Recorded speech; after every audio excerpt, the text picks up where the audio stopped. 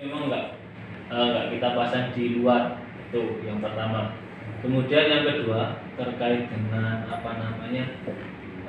anggaran, kita selalu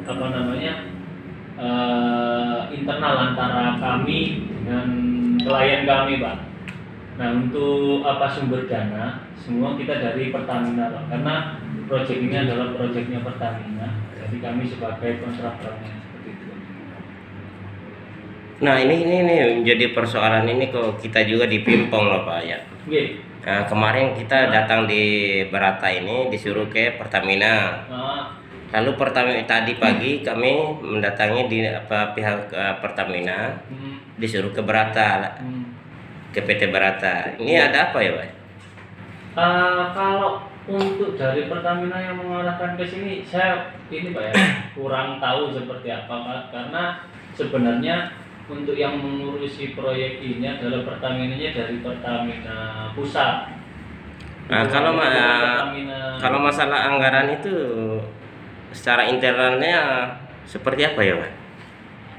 Secara internalnya seperti apa gimana? Ya, tadi Bapak kan mengucap bahwa masalah anggaran itu secara internal kami, kan begitu persoalan. Ya, jadi gini Pak, kalau untuk kita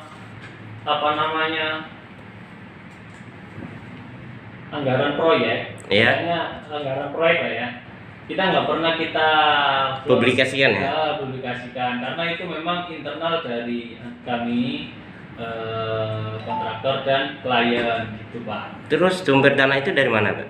Kalau kami dari Pertamina Pak. Oh, dari Pertamina. Okay. Pertamina itu dari mana ya? Kalau untuk dari Pertamina, saya pribadi kurang tahu Pak, karena yang lebih tahu mungkin dari Pertamina Pusat seperti itu Pak.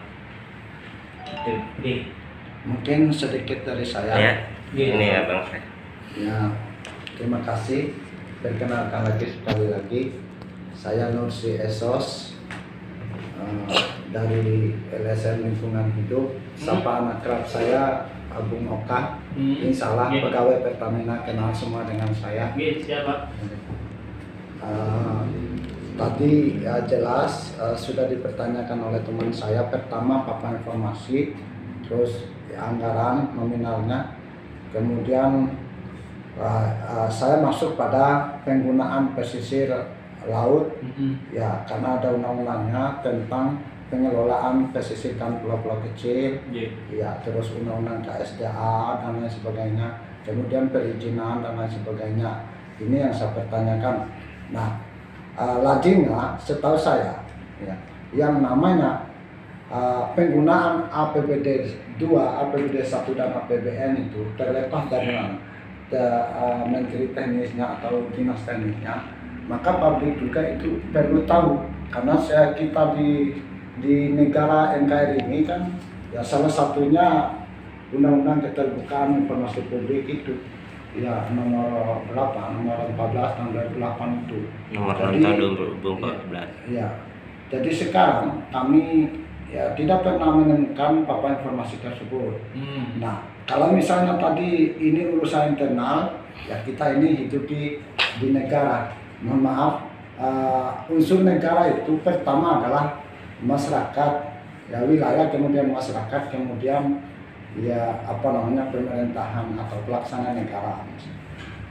Jadi sekali lagi, dengan tidak mengurangi hormat kami pada pihak Berata, ya kami juga punya hak untuk mengetahui berapa anggaran itu. Ya, terus si pembangunan jeti atau apalah yang dikerjakan ini, ya kenapa perlu papan informasi itu, mulai dari mana, kapan berakhir sampai kapan, kemudian nominal atau plafon anggarannya, kemudian siapa pelaksana, ini juga perlu ditahu. Makanya dengan tidak ada antara lain itu, maka sebagai warga negara yang dibatasi pada asas praduga tak bersalah, presumption of innocence, kita menduga bahwa ini ya akal-akalan atau proyek siluman. Jadi untuk supaya tidak terjadi miss, alangkah baiknya menurut saya mekanisme antara lain yang diharapkan antara pihak pelaksana proyek itu dengan pihak publik ya kita ini, ya kenapa tidak gitu, ya supaya nanti tidak berkelanjutan miskomunikasi ini.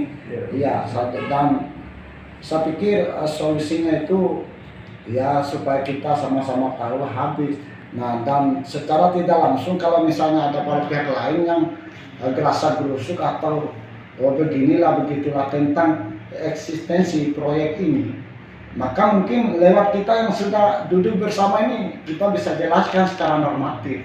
Mungkin seperti itu. Terima